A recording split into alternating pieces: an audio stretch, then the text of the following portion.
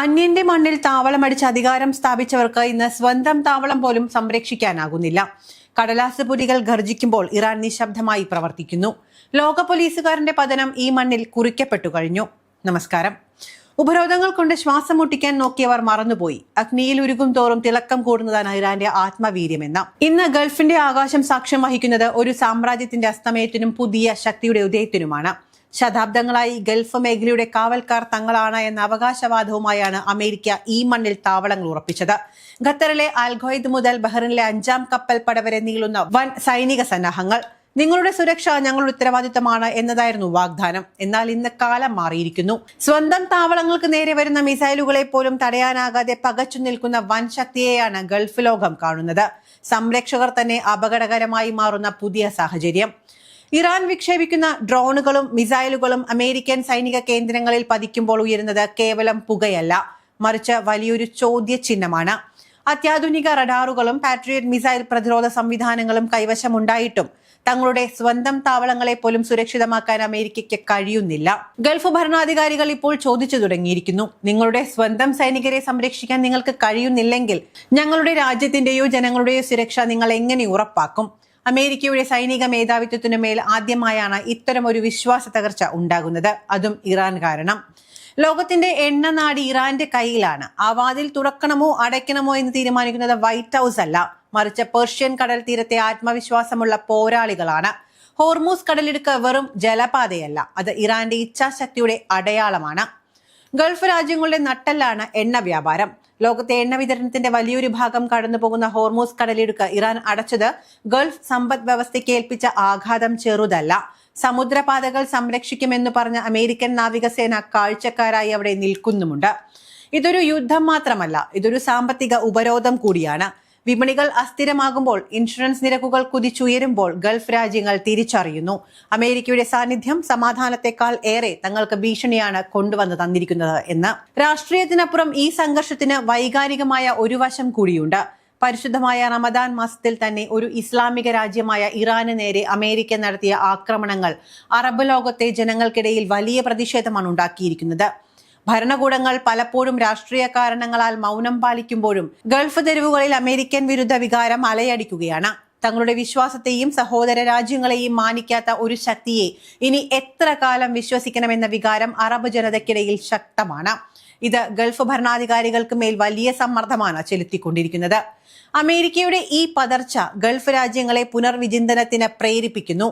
റഷ്യയും ചൈനയും ഈ മേഖലയിൽ സ്വാധീനം വർദ്ധിപ്പിക്കാൻ ശ്രമിക്കുമ്പോൾ അമേരിക്കയെ മാത്രം വിശ്വസിച്ചിരുന്ന പഴയ നയം ഗൾഫ് രാജ്യങ്ങൾ തിരുത്തുകയാണ്. ഇറാനുമായുള്ള ചർച്ചകൾക്ക് സൗദി അറേബ്യയും UAEയും മുൻകൈ എടുക്കുന്നത് ഇതിന്റെ തെളിവാണ്. സ്വന്തം മണ്ണിലെ പ്രശ്നങ്ങൾ പരിഹരിക്കാൻ പുറത്തുനിന്നുള്ള ഒരു ശക്തിയെ ആശ്രയിക്കുന്നതിനേക്കാൾ നല്ലത് മേഖലയിലെ രാജ്യങ്ങൾ തമ്മിലുള്ള ധാരണയാണ് എന്ന് അവർ തിരിച്ചറിഞ്ഞു തുടങ്ങിയിരിക്കുന്നു. യുദ്ധം പൊട്ടിപ്പുറപ്പെടുന്നതിന് മുൻപ് റഷ്യയും ചൈനയും വൻതോതിൽ ആയുധങ്ങൾ ഇറാന് കൈമാറിയതായ വിവരങ്ങളും ഇപ്പോൾ പുറത്തു വരുന്നുണ്ട്. യുദ്ധക്കപ്പലുകളും വിമാനങ്ങളും ഉൾപ്പെടെയുള്ള മിഡിൽ ഈസ്റ്റിലെ അമേരിക്കൻ ആസ്തികളുടെ സ്ഥാനത്തെക്കുറിച്ച് റഷ്യ ഇറാന് കൃത്യമായ വിവരങ്ങൾ തത്സമയം നൽകുന്നതായ റിപ്പോർട്ട് പുറത്തു വന്നതിന് ശേഷവും Russian president Vladimir Putin Iran president Masoud പെഷഷ്കിയാനുമായി ടെലിഫോണിൽ സംഭാഷണം നടത്തിയത് അതീവ ഗൗരവത്തോടു കൂടിയാണ് അമേരിക്കയും ഇസ്രായേലും നോക്കിക്കാണുന്നത്. മിഡിൽ ഈസ്റ്റിൽ ഇറാൻ ആക്രമണം നടത്തിയ അമേരിക്കൻ താവളങ്ങളിൽ ഏറ്റവും പ്രധാനം അമേരിക്കൻ നാവികസേനയുടെ 5ാമത്തെ കപ്പൽ പടയാണ്. ഇറാഖിലെ സദാം ഹുസൈന്റെ ഭരണകൂടത്തിനെതിരെ 1995 നടത്തിയ ഓപ്പറേഷൻ ഡെസേർട്ട് സ്റ്റോമിനെ തുടർന്ന് 5ാം കപ്പൽ പടയെ അവർ കൂടുതൽ സജീവമാക്കിയാണ് നിലനിർത്തിയിരിക്കുന്നത്. ജനാധിപത്യത്തിന്റെയും സ്വാതന്ത്ര്യത്തെയും പിന്തുണയ്ക്കുന്നതിന് വേണ്ടിയാണ് അമേരിക്കയുടെ ഈ നാവികസേന അവിടെ സ്ഥിരമായ സാന്നിധ്യം നിലനിർത്തുന്നത് എന്നാണ് അമേരിക്ക അവകാശപ്പെടുന്നത്.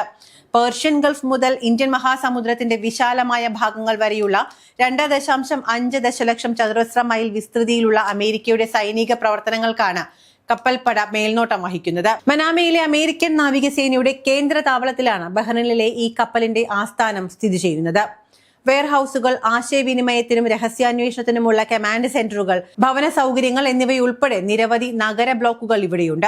USS എബ്രഹാം ലിങ്കൻ പോലുള്ള കാരിയർ സ്ട്രൈക്ക് ഗ്രൂപ്പുകൾ, 5ാം കപ്പൽ പടയുടെ ഉത്തരവാദിത്ത മേഖലയിൽ പ്രവർത്തിക്കുന്ന ആർലി ബർഗ് ക്ലാസ് ഡിസ്ട്രോയറുകൾ, ഫ്രിഗേറുകൾ, അന്തർവാഹിനികൾ എന്നിവയുൾപ്പെടെയുള്ള ഫ്ലീറ്റ് പ്രവർത്തനങ്ങളെ ആകെ ഏകോപിപ്പിക്കുന്നത് ഈ ബേസിൽ നിന്നാണ്.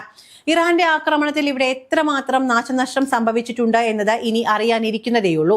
ഇറാനിയൻ ബലിസ്റ്റിക് മിസൈലുകളും ഷാഹിദ് കാമിക്കാസെ ഡ്രോണുകളുമാണ് പ്രധാനമായും ഈ താവളത്തെ ആക്രമിച്ചിരിക്കുന്നത്.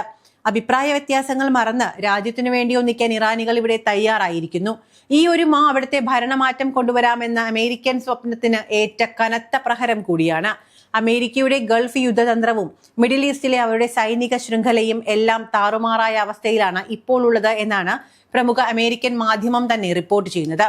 അതിന് പ്രധാന കാരണമായി അവർ ചൂണ്ടിക്കാണിക്കുന്നത് അമേരിക്കൻ സൈനിക ലക്ഷ്യങ്ങളിലേക്ക് കൃത്യതയാർന്ന ആക്രമണം നടത്താൻ ഇറാന് കഴിയുന്നുണ്ട് എന്നത് തന്നെയാണ്. ഇതിന് പ്രധാന ഉത്തരവാദി റഷ്യ ആണ് എന്നാണ് അമേരിക്കൻ സൈനിക ഉദ്യോഗസ്ഥരെ ഉദ്ധരിച്ച് വാഷിംഗ്ടൺ പോസ്റ്റ് ഉൾപ്പെടെയുള്ളവ റിപ്പോർട്ട് ചെയ്യുന്നത്. റഷ്യൻ ഇന്റലിജൻസ് വിവരങ്ങളും ടെക്നോളജിയും വ്യാപകമായാണ് ഇറാൻ പ്രയോജനപ്പെടുത്തുന്നത് എന്നത് ട്രംപിന്റെ വിശ്വസ്തരും സ്ഥിരീകരിച്ചിട്ടുണ്ട്. ഇതുമൂലം അമേരിക്കയുടെ വിമാനവാഹിനി കപ്പലുകൾ പോലും പലതവണ ആക്രമിക്കപ്പെടുന്ന സാഹചര്യവും ഉണ്ടായിട്ടുണ്ട്. ഇറാനെ പേടിച്ച് ഇന്ത്യൻ മഹാസമുദ്രത്തിൽ വിമാനവാഹിനി കപ്പലിനെ കൊണ്ടുപോയി ഇടേണ്ട അവസ്ഥയിലാണ് അമേരിക്ക ഇപ്പോൾ ഉള്ളത്.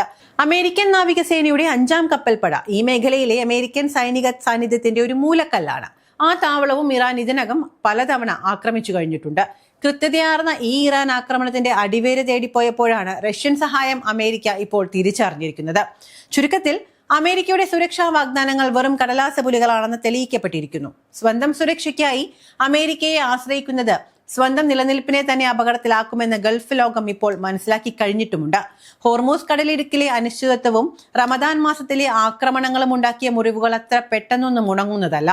ഗൾഫിന്റെ ആകാശം ഇനി ആര് കാക്കും എന്നത് വരും ദിവസങ്ങളിലെ വലിയ ചോദ്യമായി അവശേഷിക്കുന്നു.